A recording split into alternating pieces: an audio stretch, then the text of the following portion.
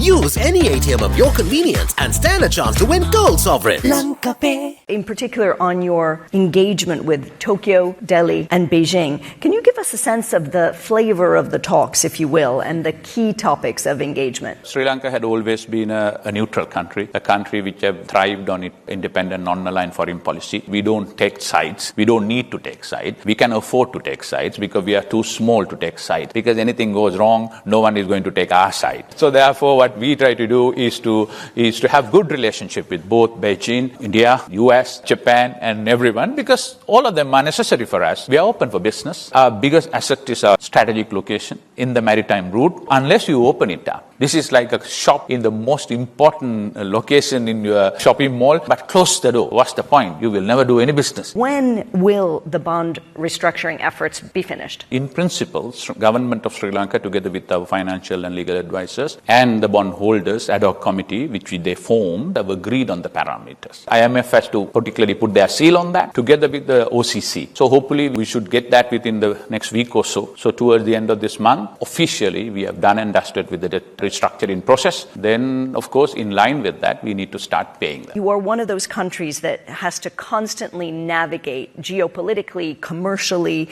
with countries that they themselves are often at odds. How do you straddle these wider tensions? We have always been articulate the fact that we are not interested in being an ally of any of these camps. We will be independent country, will be work with everyone. But there are some conditions that our land, our sea will not be allowed to be used to threaten anyone else's security concerns. We will not allow anyone to come and build military bases. We will not be a pawn in their case, because as my president once put, when the elephants fight, it is the grass that gets trampled. So basically, what we could do is have that strategic autonomy for us, negotiate with everyone, however small we are, as sovereign equals, not take sides, open for business, and to be honest, strategically use that competition to our advantage.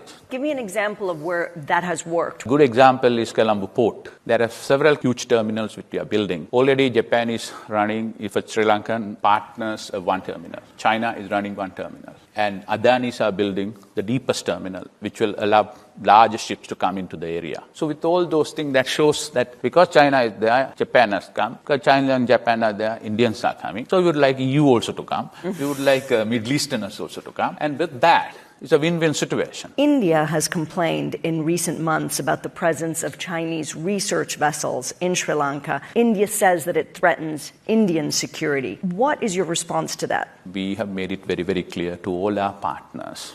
We will not allow anything which should legitimately threaten somebody else's, particularly our neighbor's security. But subject to that, if you want to be a maritime hub, we have an obligation in terms of UNCLOS to have freedom of navigation taking place through our shores. So up to that point in time, we'll do that. But on the long run, if somebody comes with evidence and shows us that that threatens our neighbors or anyone's security, of course we will take necessary action. We are in constant touch with our friends and friends from both near and far, and assess case by case. Right now what we have done is we are trying to improve maritime research capacity of our country. There is a group who are working on that. So until they build their own capacity in terms of equipment and knowledge, temporarily there is a moratorium in place toward the end of this year for research purpose within our waters. For the time being, that's the position. But toward the end of the year, we will reassess whether we have gained that capacity building, and it is time for us to further